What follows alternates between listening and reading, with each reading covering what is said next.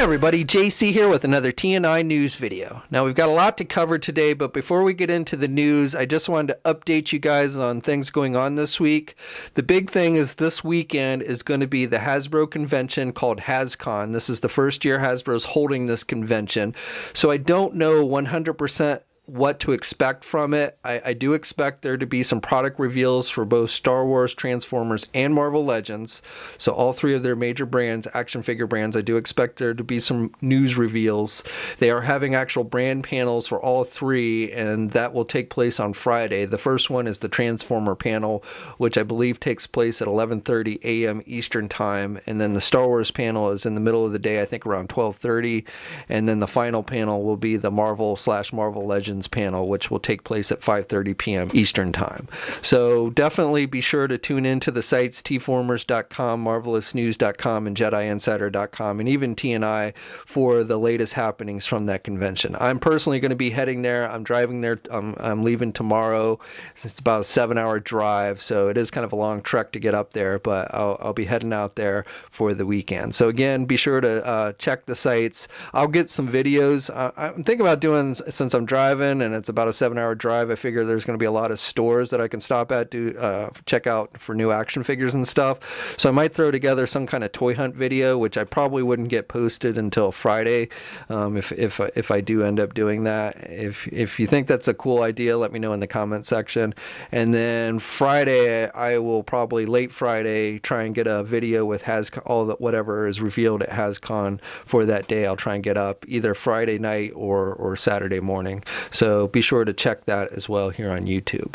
And then tomorrow, I'll probably just get up a toy review, maybe one of the newer Star Wars Black Series figures. I'll try and get a review up for tomorrow while I'm traveling on the road. Again, a lot of going on this weekend, and again, coverage will begin on Friday, starting at around 11:30 a.m. So be sure to check, again, the sites for all of that. Now, moving on to the news this week, there are a number of things that were revealed. So first of all, Mattel revealed a New York Comic Con exclusive with their DC Imaginext line.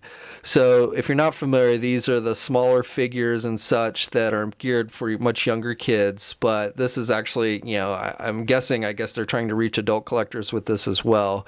It's the Batbot play set, and there's a regular retail version of this, but this Comic Con version is much more elaborate. It's got very elaborate packaging, opens up, kind of looks like an elaborate bat cave, and it's actually got lights and sounds in the packaging. And then the Batbot itself, which opens up and is kind of like a play set, has a much nicer paint detail on it, more metallic looking and everything than the regular retail version.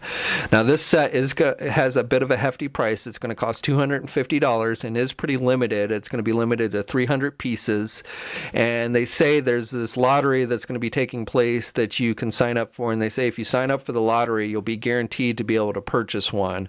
They will also be doing day of sales at their booth, but that's basically on a first come first serve basis, and so if these do sell out quickly, you might not be able to get it that way. So if you want to be guaranteed, you want to probably just sign up for this lottery, and I'll put a link to that lottery in the video description below. In other DC news, Mattel also announced a new 2-pack.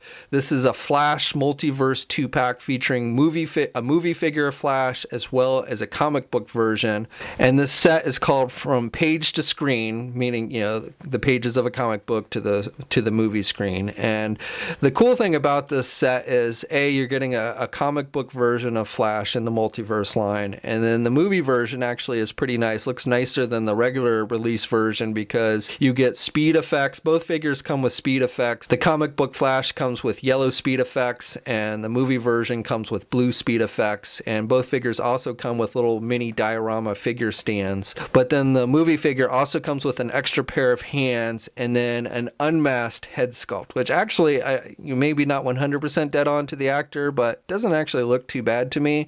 Now, this is a Target exclusive. Target has actually listed this on their website, though it's not yet in stock and doesn't seem to be in stock at any of their stores either.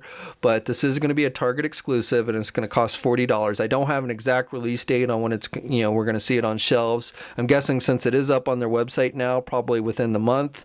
And the best thing I would recommend is just keep checking Target.com, and you can kind of check and see if your local store has it in stock through their website. Diamond Select Toys announced that their Pulp Fiction figures, their 7-inch select figures that they debuted a couple years ago and then got delayed due to licensing issues, will finally see release on September 10th. So we'll be hitting comic and specialty shops on September 10th.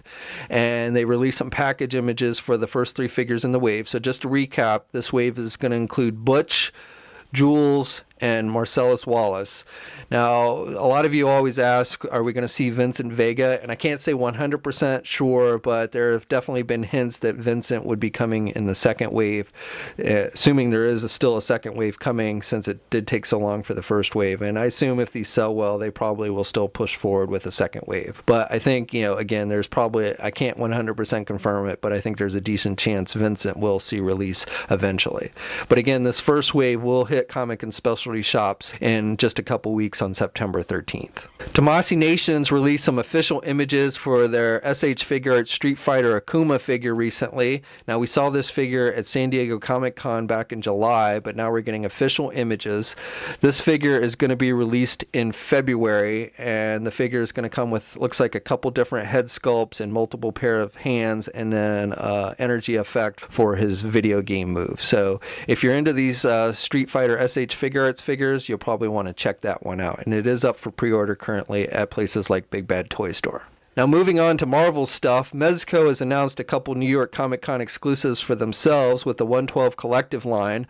So the first one is a Tiger Stripe Wolverine in the yellow and blue outfit. I know many of you have been hoping for that figure. So this is going to be a New York Comic Con exclusive. Though that really doesn't mean a whole lot, because they basically do allow you to purchase these exclusives on their website. So even if you're not going to Comic Con, you can still actually get a hold of this figure if you want to. And pre-orders are supposed to go up today for the figure. This figure is going to come with an Ogun mask and then 3 different head sculpts. You're going to get 2 versions of the masked head sculpt and then an unmasked head sculpt. You're going to get 4 pairs of hands and a figure stand. And one of the pairs of hands, of course, will have extended claws. So, I think actually this is probably the best looking Wolverine figure that they've done in the line. Maybe not including the Old Man Logan, but for a modern or young Wolverine, I should say, this is probably the best looking Wolverine I think they've done to date. They also just announced today that they're doing a Red Skull figure as a New York Comic Con exclusive. This version of Red Skull will be featured in the green jumpsuit, and he's going to have 2 different head sculpts. He's going to come with a flamethrower, a pistol, a cosmic cube, a number of different pairs of hands, 3 different pairs of hands, and of course a figure stand.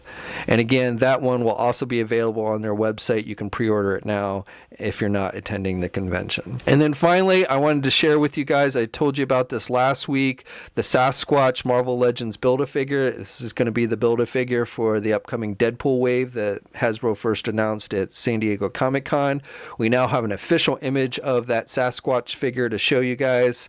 The other figures that we know of that are going to be released in this wave that you need to get in order to complete this Build-A-Figure include a new Deadpool figure, a new Cable figure, Domino, an updated Domino figure, a new Deathlock figure, and I'm not sure how Deathlock fits in with Deadpool, but not really sure how Sasquatch fits in with Deadpool anyway. And the final figure that we know of is X-23 in her X-Force outfit. And just to reiterate what they told us at Comic-Con, this figure will not have claws in the feet, unfortunately. Now, there's probably at least one more figure that we have not seen for this wave, which I'm guessing we'll probably see this weekend at Hascon. I can't confirm that. It could be a 5-figure wave, but likely there'll be at least one more. And again, could be even more than one, but at least probably one more, which again, we'll probably see at Hascon this coming weekend. So that's it for news. I'm not going to be doing a Q&A this week because I'm so swamped with getting ready to leave for Hascon, but I will be doing the Q&A will be returning probably next week in next week's news video. So if you do have a question, or after Hascon, if you have questions, let me know in the comment section below and just put Q&A next to it, and I'll try and include it in the next Q&A portion. Okay, and that's it for now. Now, let me know, as always, in the comments section what you think about the things that we talked about today. I'd really love to hear your thoughts. Also, if you have not already, please hit that subscribe button. I would really appreciate it. And if you're so inclined, please like this video. You can also follow me on my Facebook, Twitter, and Instagram accounts. I make updates there often, so it's a good way to keep up, especially since YouTube has been kind of flaky lately, and I'm not sure if you guys are even getting notifications for new videos. But anyway, that's it for now. I will see you guys in just a couple days in Rhode Island at Hascon. If you are going to Hascon this weekend, and you see me, feel free to stop by and say hi. I'd love to meet you. And until next time, guys, I will catch you later.